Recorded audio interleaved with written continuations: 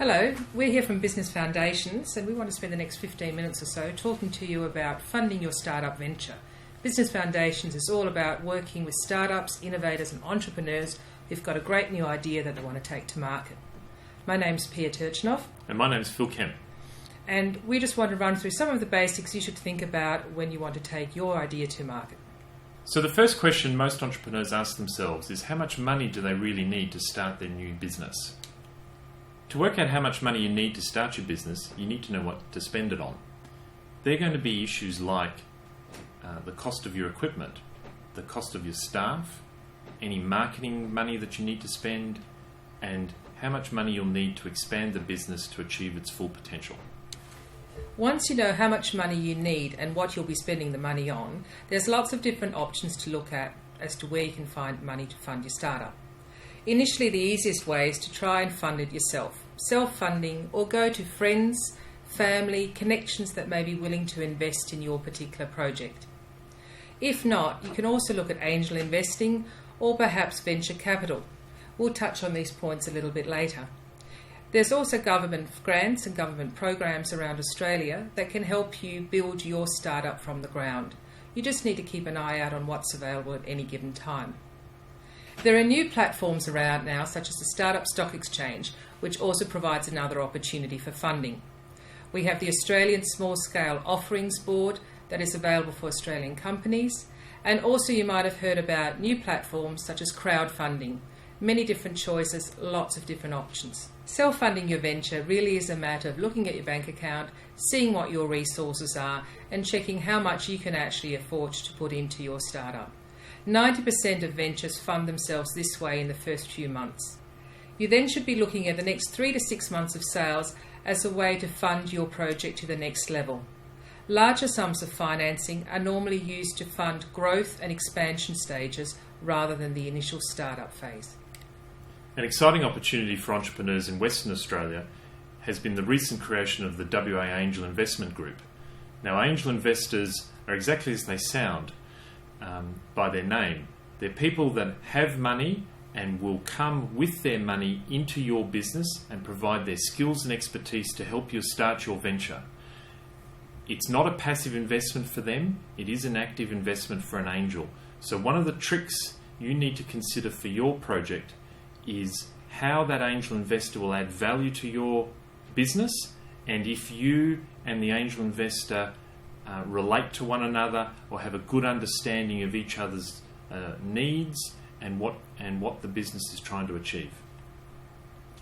Now, venture capital is often talked about in the startup area as the pathway to fund your business. Now, I'd give a word of caution around that. Only a very small number of businesses actually get funded by venture capitalists in Australia or overseas in places like Silicon Valley.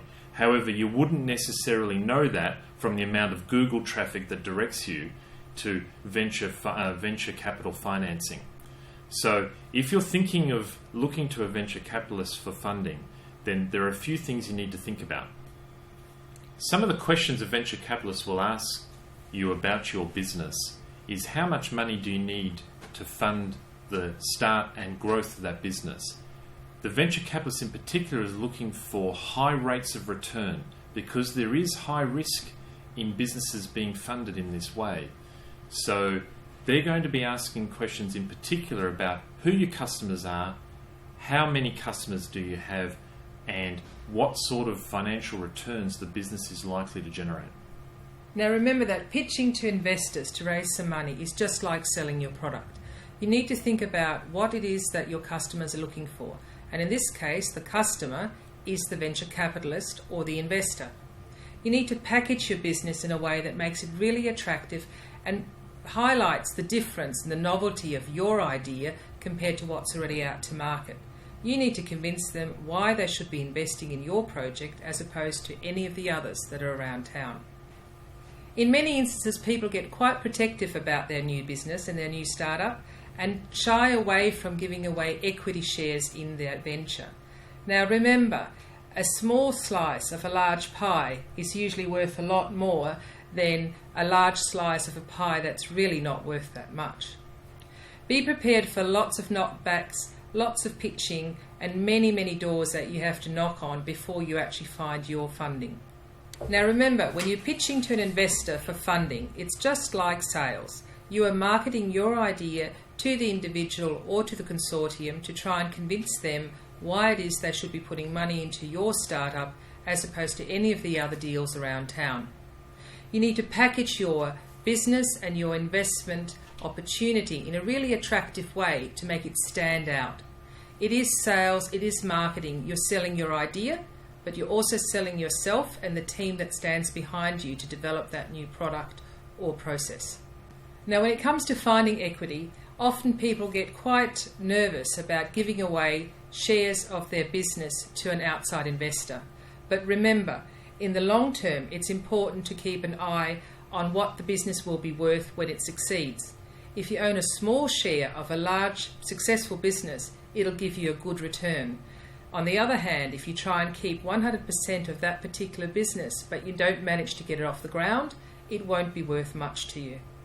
Be prepared to get advice. There's lots of support out there, many opportunities, and a lot of experts that can give you guidance as to how to go about this.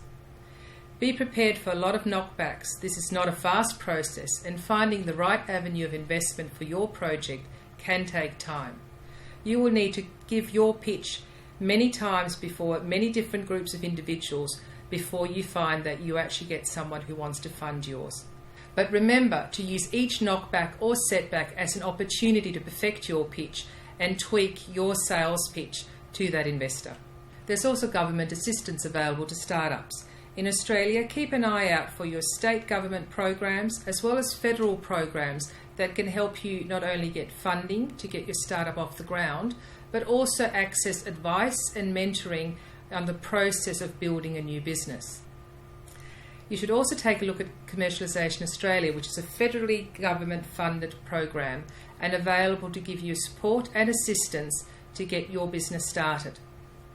There are also avenues through Oz Industry and other government grants that will help you get the right guidance and the right support. In Australia, there's also ASOB, a very similar service to the SSX that allows startups to put forward their proposals to raise funding anywhere between $250 to $5 million. Other ways of funding your project are through crowdfunding. You may have heard about programs such as Kickstarter, Pollinizer. A lot of these originate from overseas platforms but are now becoming more popular in Australia. There are multiple platforms available and you'll find most of these online.